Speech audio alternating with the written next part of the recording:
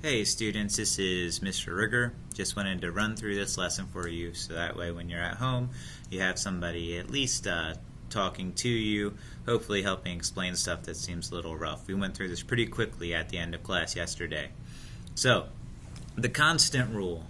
When we're looking at derivatives, that whole idea of the limit as delta x approaches 0 of f of x plus delta x minus f of x over delta x. These are shortcut rules, so you don't have to do that limit every time. So the first shortcut rule is, if we have a constant c, then we take that constant and we turn it into a 0 and we find the slope. So why is this true? Well, if we have y equals, let's say 3. 3 is a constant, it doesn't have a variable. The line y equals 3 is a horizontal line. And we know that horizontal lines have a slope of 0. So what's the slope of a constant? Well, it's 0. So what's the derivative of y? Well, we're going to use the notation y prime, and that's going to be 0.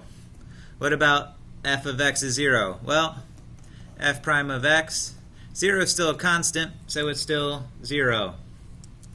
S prime of t, well, you know what? S of t is negative 3, and the slope of negative 3 is 0. Y equals k times pi squared. If these are both constants, this is just one big constant. And what's the derivative of any constant? 0. So here we'll write dy dx instead is 0. The power rule.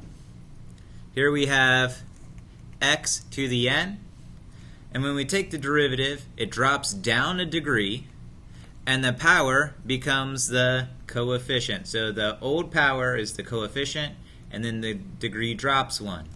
So this is going to be y prime is 3 times x to the 3 minus 1, which is 3x squared is what y prime is. Here this is x to the minus 2. Now that's not the derivative. I'm just rewriting x squared with a negative exponent so that I can use my power rule. So f prime of x is going to get a negative 2 x negative 2 minus 1, which is negative 2 x to the negative 3. Now, if we want to put it back in the form of a rational function, we get negative 2 over x cubed. Cube root of t is t to the 1/3. Again, I can use my power rule. So s prime of t is going to be 1/3 times t to the 1/3 minus 1. 1 is 3/3, right? So I'm going to get 1/3 times t to the negative 2/3. Now, a 1 goes on top, the 3 comes on the bottom. This negative sign tells me to put the t here. And the 2/3 tells me square the t and cube root it. This right here, they're trying to get crazy on me. Dy dx. But before I get there, this is x to the 1/3, but it's in the denominator, so it's minus. So I have to do minus 1/3 x to the negative 1/3 minus 1, which is negative 1/3 x to the negative 4/3. So I have negative 1 over x to the 4th cubed, or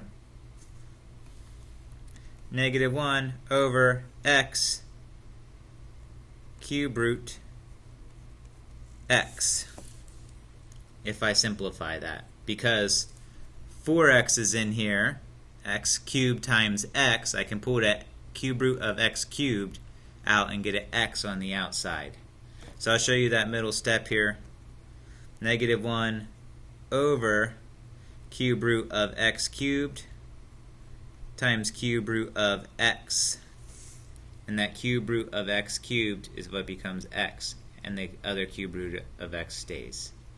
We're going to end this video here, and we'll pick up the next page in the next video.